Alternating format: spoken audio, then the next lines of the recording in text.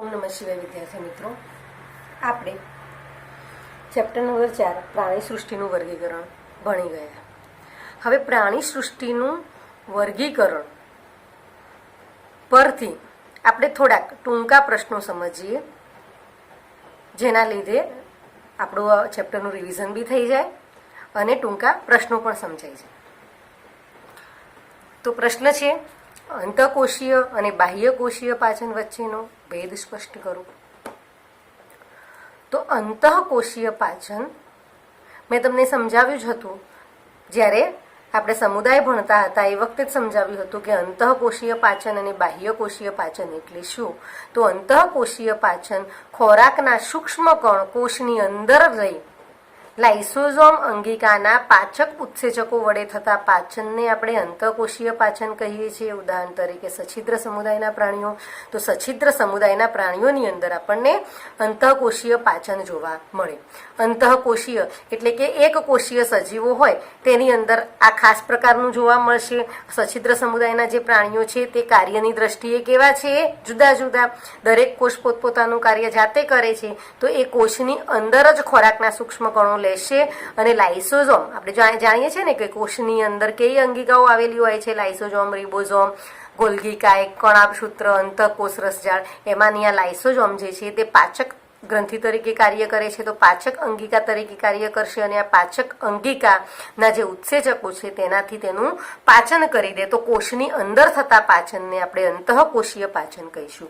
જ્યારે બાહ્યકોશીય પાચન, તો પાચક ઉત્સેચકો અન્નમાર્ગના પોલાણમાં, એટલે કે અન્નમાર્ગ જેવી પાચન નળી જેવી રચના થયેલી હોય અને આ નળીની અંદર પાચક ઉત્સેચકો આવે અને એના દ્વારા ખોરાકનું પાચન થાય. કોષની બહાર જ પાચન થાય, ખોરાક કોષની અંદર જતો નથી. તેવા પાચનને આપણે બાહ્યકોશીય પાચન તરીકે ઓળખીએ છીએ. અળસિયું અને મનુષ્ય તેના ઉદાહરણો. બીજા ઘણા બધા ઉદાહરણો છે, પણ આપણે અળસિયું અને મનુષ્ય એમ આપીશું. હવે સીધો અને પરોક્ષ વિકાસ વારંવાર સમુદાયની અંદર આપણે સમજ્યા છીએ. સીધો વિકાસ, પરોક્ષ વિકાસ. સાથે સાથે મેં તમને સમજાવ્યું પણ છે કે સીધો વિકાસ એટલે ગર્ભ અથવા ભ્રૂણ વિકાસ દરમિયાન ઉત્પન્ન થતું બાળ સ્વરૂપ પુખ્ત પ્રાણી જેવું જ હોય તો તેને આપણે સીધો વિકાસ કહીએ છીએ. સૂત્રકૃમિ સમુદાયના પ્રાણીઓની અંદર સીધો વિકાસ જોવા મળે. એ સિવાય ઉચ્ચ કક્ષાના એટલે કે સસ્તનની અંદર પણ આપણને સીધો વિકાસ જોવા મળે છે. તો સીધો વિકાસ એટલે કે ગર્ભ અથવા ભ્રૂણ જ્યારે બાળ સ્વરૂપ, આમ તો બાળ સ્વરૂપ જે હોય એટલે કે ઈંડામાંથી જો બચ્ચું બહાર આવે છે તે પણ પુખ્ત પ્રાણી જેવું દેખાતું હોય, અથવા તો ગર્ભની અંદર જે બાળક હોય તે પણ પુખ્ત પ્રાણી જેવું દેખાતું હોય, તો તેવા પ્રકારના વિકાસને આપણે સીધો વિકાસ કહીશું. જ્યારે પરોક્ષ વિકાસની અંદર ગર્ભ અથવા ભ્રૂણ વિકાસ પામી ડિંભીય અવસ્થાઓમાંથી, આપણે દેડગાની અંદર ખાસ જોઈએ છીએ, અલગ અલગ ડિંભા અવસ્થામાંથી પસાર થાય. પહેલા પૂંછડીવાળો એટલે ટેડપોલ અવસ્થા, પછી પાછળના બે પગ જોવા મળશે, પછી ચતુષ્પાદી થશે, પૂંછડી અવનત પામી, આવા બધા જુદા જુદા રૂપાંતરણો થઈ અને પછી પુખ્ત પ્રાણી એટલે કે પુખ્ત દેડકા જેવો તે દેખાય. એવી જ રીતે આપણે વંદાની અંદર પણ જોઈશું. સંધિપાત સમુદાયની અંદર વંદાની અંદર પણ જુદા જુદા અવસ્થાઓમાંથી પસાર થઈ અને પછી તે પુખ્ત પ્રાણી જેવું દેખાય તો તેને આપણે પરોક્ષ વિકાસ તરીકે ઓળખીએ છીએ. સછિદ્ર, કોષ્ઠાંત્રી, પૃથુગ્રામી વગેરે સમુદાયના પ્રાણીઓનો તેમાં સમાવેશ થાય છે. હવે પરોપજીવી પૃથ્વીકૃમિઓમાં તમને જોવા મળતું વિશિષ્ટ લક્ષણ કયું છે? તો પરોપજીવી પૃથુકૃમિ સમુદાયની અંદર જે પરોપજીવી સજીવો છે તેમનું વિશિષ્ટ લક્ષણ છે અંકુશો અને ચૂષકો. કારણ કે તેઓ જે તે સજીવના પાચન માર્ગની અંદર રહે છે અને પાચન માર્ગમાંથી ખોરાકને એટલે કે પોષણ દ્રવ્યોને ચૂસવા માટે ચૂષકો અને પાચન માર્ગમાં વળગી રહેવા માટે અંકુશો ધરાવે છે. હવે સંધિપાદ સમુદાયના પ્રાણીઓ પ્રાણી સૃષ્ટિનું મોટામાં મોટું જૂથ બનાવે છે. તે માટેનું કારણ શું જોવા મળે છે? તો સંધિપાદ સમુદાયના પ્રાણીઓ પ્રાણી સૃષ્ટિનું મોટામાં મોટું જૂથ બનાવે છે કારણ કે પૃથ્વી પર ઓળખાયેલી જે જાતિઓ છે અથવા તો નામકરણ કરેલી જાતિઓ છે તે પૈકી 2/3 ભાગ જેટલી જાતિઓ માત્ર ને માત્ર સંધિપાદ સમુદાયની છે. માટે આપણે સંધિપાદ સમુદાય મને પ્રાણી સૃષ્ટિનું મોટામાં મોટું જૂથ કહીએ છીએ. હવે આપણે જે જાતિઓ ઓળખી છે તે બધી જ જાતિઓમાં સૌથી વધારે જાતિઓ આપણને આ પ્રાપ્ત થઈ છે અને માટે જ એવું આપણે કહીએ છીએ. હવે જલવાહક તંત્ર નીચેનામાંથી કયા સમૂહની લાક્ષણિકતા છે?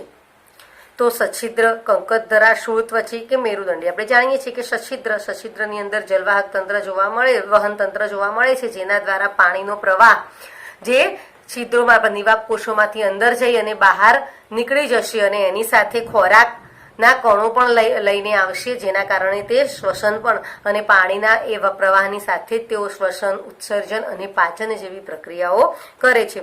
શરીરમાં ખંડન સૌપ્રથમ જોવા મળતું હોય તેવો સમુદાય તો નુપુરક સમુદાય, જેની અંદર ખંડતા જોવા મળે, પૃથુકૃમિમાં જોવા મળતું નથી, સૂત્રકૃમિમાં નથી જોવા મળતું, સંધિપાદની અંદર જોવા મળે છે પરંતુ બાહ્ય ખંડન છે, અંત નહીં, પણ સૌથી પ્રથમ જોવા મળતું હોય તો તે નુપુરકમાં જોવા મળે છે. અળસીઓ, અજળો વગેરે તેના ઉદાહરણો છે. તો કેટલાક પ્રાણીઓની યાદી તૈયાર કરો કે જેઓ મનુષ્ય પર પરોપજીવી તરીકે જીવે છે.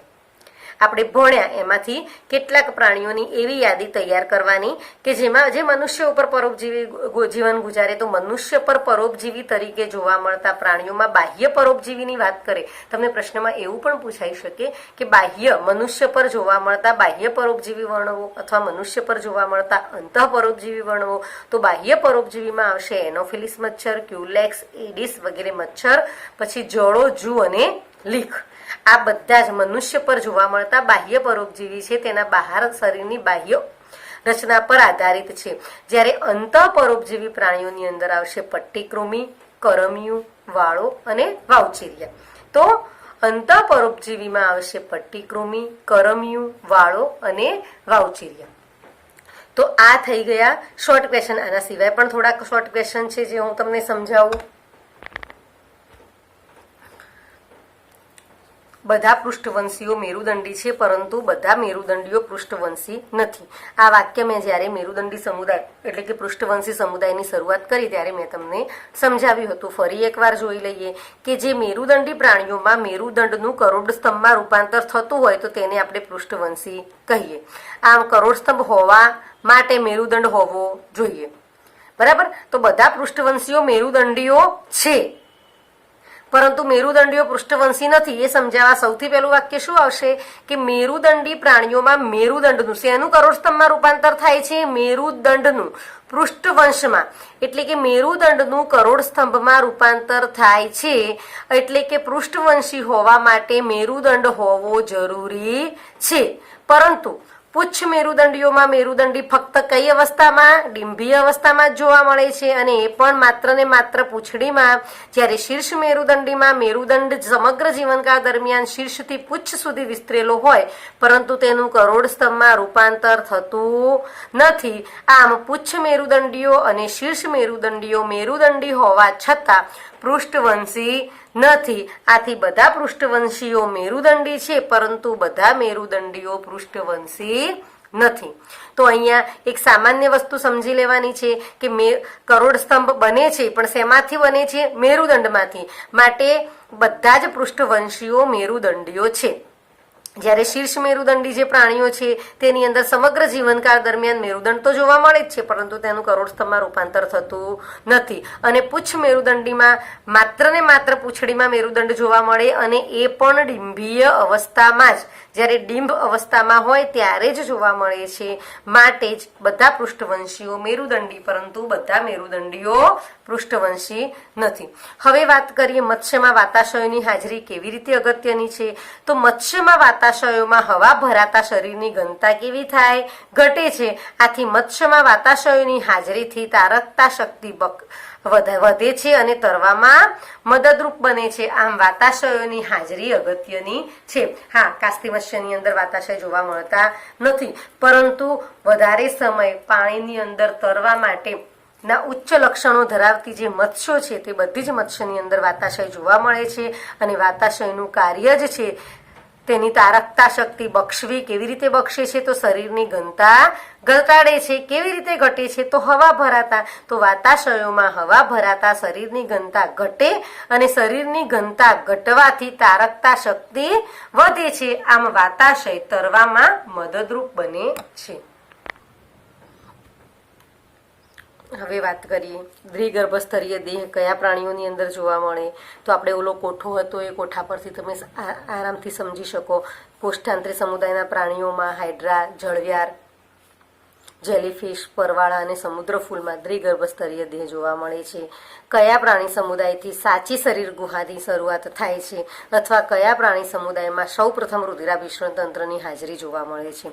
તો આપણે જાણીએ છીએ કે નુપુરક અળસિયાની અંદર આપણને સૌપ્રથમ રુધિરાભિસરણ તંત્રની હાજરી જોવા મળે, અને રુધિરાભિસરણ તંત્રની હાજરી જોવા મળે છે તે જ સમુદાયની અંદર આપણને સાચી શરીર ગુહા પણ જોવા મળે છે.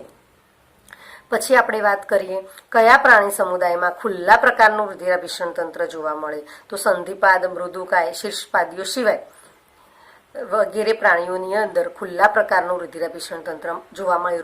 રુધિરાભિસરણ જોવા મળતું હોય એ જ ના જોવા મળતું હોય એની અંદર રુધિરાભિસરણ તંત્ર ગેરહાજર, પરંતુ ખુલ્લા પ્રકારનું શેમાં જોવા મળશે? તો એક તો સંધિપાદ ને બીજું છે મૃદુકાય. પછી વાત કરીએ સમખંડીય દેહ ધરાવતા 3 પ્રાણીઓના નામ આપો. તો સમખંડતા એ નુપુરક સમુદાયની અંદર આપણને જોવા મળશે, જેમાં અળસિયું, રેતી કીડો અને જળો 3 એના જ ઉદાહરણો છે કે જે એક સરખા ખંડોમાં શરીર વિભાજિત છે. તો સમખંડીય દેહ ધરાવતા પ્રાણીઓમાં આવશે અળસિયું, રેતી કીડો અને જળો. અને જો સમુદાય પૂછે તો નુપુરક સમુદાય. વાદળીઓમાં કઈ પદ્ધતિથી પ્રજનન થાય છે? તો વાદળીઓમાં એક તો અવખંડન, પછી અંતઃકલિકા જેને આપણે જેમ્યુલસ કહીએ છીએ, અને દ્વારા અલિંગી પ્રજનન. તો અલિંગી પ્રજનન 2 રીતે, અવખંડન અને જેમ્યુલસ દ્વારા, જ્યારે શુક્રકોષ અને અંડકોષના નિર્માણ દ્વારા લિંગી પ્રજનન. એમ કઈ પદ્ધતિઓથી થશે? તો આપણે એમ લખી શકીએ કે વાદળીઓની અંદર અલિંગી અને લિંગી બંને પ્રકારનું પ્રજનન જોવા મળે છે. અલિંગી પ્રજનન અવખંડન અને જેમ્યુલસ એટલે કે અંતઃકલિકા દ્વારા, જ્યારે લિંગી પ્રજનન જે છે તે શુક્રકોષ અને અંડકોષના નિર્માણથી થાય છે. હવે કોષ્ટાંતરી પ્રાણીઓના જીવનચક્રમાં કયા સ્વરૂપો જોવા મળે છે? આપણે જોયું હતું કે કોષ્ટાંતરી જે પ્રાણીઓ છે તેની અંદર કેટલાક પ્રાણીઓ એવા છે કે જે એકાંતર જનન દર્શાવે છે. તેમાં 2 પ્રકારના સ્વરૂપો જોવા મળશે, જોડાયેલા પુષ્પક સ્વરૂપ અને મુક્ત તરતા છત્રક. એક સાથે હોય તે બધા પુષ્પક અને મુક્ત તરતા છત્રક એમ 2 સ્વરૂપમાં પોતાનું જીવનચક્ર પૂર્ણ કરે છે. હવે મુખ્યતઃ પરોપજીવી પ્રાણીઓ ધરાવતા સમુદાય કયો? તો આપણે ભણ્યા હતા, એક તો પ્રજીવ, એની અંદર પણ મુખ્યત્વે પરોપજીવી, પૃથુકૃમિ, સૂત્રકૃમિ, કરમીયોની વાત આવશે, અને સંધિપાદ. તો સંધિપાદની અંદર પણ આવશે પરોપજીવી જીવન, જે મચ્છરની હમણાં જ આપણે વાત કરી તે એનાફિલિસ મચ્છર, ક્યુલેક્સ મચ્છર, એ બધા મચ્છર જે આવશે તે સંધિપાદમાં આવશે. સૂત્રકૃમિની અંદર આવશે કરમિયું, પૃથુકૃમિમાં પટ્ટી કીડો અને પ્રજીવ સમુદાય. તો આ બધા જ સમુદાયો જે છે તે મુખ્યત્વે પરોપજીવી જીવન ગુજારતા સજીવોના સમુદાય છે. હવે વજ્રકેશ અને અભિચરણપાદના કાર્ય ઉદાહરણ સાથે લખો. તો વજ્રકેશ અળસિયામાં જોવા મળે, પ્રચલનના કાર્ય સાથે સંકળાયેલું. અભિચરણપાદ રેતી કીડોમાં જોવા મળે, જે તરવા માટે અનુકૂલિત થયેલા છે. તો આ બંને રેતી કીડો અને અળસિયામાં જોવા મળે છે. અળસિયા અને ઉંદરમાં હિમોગ્લોબિન કયા પ્રકારનું જોવા મળે? મેં સાથે સાથે તમને જ્યારે સમજાવ્યું છે ત્યારે મેં જણાવી જ દીધું છે કે અળસિયામાં હિમોગ્લોબિન રુધિર રસમાં દ્રાવ્ય સ્વરૂપે અને હિમોગ્લોબિન રક્તકણમાં હિમોગ્લોબિન આવેલું જોવા મળે છે. ઉંદરમાં હિમોગ્લોબિન રક્તકણમાં, અને અહીંયા હિમોગ્લોબિન રુધિર રસમાં દ્રાવ્ય સ્વરૂપે જોવા મળે છે, પરંતુ હિમોગ્લોબિન બંનેની અંદર જોવા મળે છે. હવે સંધિપાદ પ્રાણીઓના શ્વસન અંગોના નામ. તો વિવિધ સંધિપાદ પ્રાણીઓના શ્વસન અંગોમાં શરીર સપાટી, ઝાલરો, ઝાલર પોથી, શાખાયુક્ત શ્વાસનલિકા અને ફેફસાદ પોથી દ્વારા તેઓ શ્વસન કરે છે. પ્રાવાર ગુહા ધરાવતા કોઈ પણ 2 પ્રાણીઓના નામ. પ્રાવાર ગુહા ધરાવતા પ્રાણીઓ આવશે મૃદુકાય સમુદાયમાં, જેમાં સેપિયા, ઓક્ટોપસ વગેરે જોવા મળશે. હૃદયની દ્રષ્ટિએ અમેરુદંડી અને મેરુદંડી પ્રાણીઓ કઈ રીતે જુદા પડે છે? તો અમેરુદંડી પ્રાણીઓ હૃદય પૃષ્ઠ બાજુ જોવા મળે અને પાર્શ્વ બાજુએ આવેલું હોય છે, અથવા તેનો અભાવ હોય છે. અને મેરુદંડી પ્રાણીઓમાં હૃદય જે છે તે અન્નમાર્ગની વક્ષ બાજુએ જોવા મળે છે. ફરીથી હૃદયની દ્રષ્ટિએ અમેરુદંડી અને મેરુદંડી પ્રાણીઓ કેવી રીતે? તો અમેરુદંડી પ્રાણીઓમાં હૃદય ક્યાં જોવા મળશે? પૃષ્ઠ બાજુએ અને પાર્શ્વ બાજુએ આવેલું, અને કાં તો પછી તેનો અભાવ જ જોવા મળશે અમેરુદંડીમાં. જ્યારે મેરુદંડી પ્રાણીઓની અંદર હૃદય જોવા જ મળે, અને તે પણ અન્નમાર્ગની વક્ષ બાજુએ જોવા મળે. મેરુદંડી સમુદાયના ઉપસમુદાય આપણે ભણી ગયા, પુચ્છ મેરુદંડી, શીર્ષ મેરુદંડી અને પૃષ્ઠવંશી. પછી પૃષ્ઠવંશીના વિવિધ પડશે. લેપ્રિન મત્સ્ય વર્ગનું પ્રાણી છે. શા માટે? ના, કારણ કે લેપ્રીમાં જડબાનો અભાવ છે. ગોળાકાર ચૂષક પ્રકારનું મુખ અને ભીંગડા વિહીન ત્વચા હોય છે, માટે આપણે તેને મત્સ્ય વર્ગના પ્રાણી તરીકે ઓળખતા નથી. તેને ચુષ્મુખા, તેને જડબા વિહીન અને ચુષ્મુખા વર્ગની અંદર મૂકવામાં આવે છે. ઉપરી વર્ગ મત્સ્યના મુખ્ય બે વર્ગ કયા છે? તો કાત્સી મત્સ્ય અને અસ્થિ મત્સ્ય. તો આ મત્સ્યના બે વર્ગ તો આવશે કાસ્તી મત્સ્ય અને અસ્થિ મત્સ્ય. બંને કેવા છે? જડબા ધરાવતા સજીવો છે. અનુધારી સજીવો વર્ગ જોવા મળે છે. ઉપરી વર્ગ ચતુષ્પાદના વર્ગો, તો તેની અંદર આવશે ઉભયજીવી, સરીસૃપ, વિહગ અને સસ્તન, બે જોડી ઉપાંગો ધરાવતા એટલે ચતુષ્પાદીઓ. હવે નાલી પગનું કાર્ય લખો. તો નાલી પગ પ્રચલનનું કાર્ય કરે છે. આપણે સમુદાયમાં ભણી ગયા છે કે તેનું કાર્ય પ્રચલનના કાર્ય સાથે તે સંકળાયેલું છે. યકૃત કૃમિ અને પ્લેનેરિયા કયા સમુદાયના પ્રાણી છે?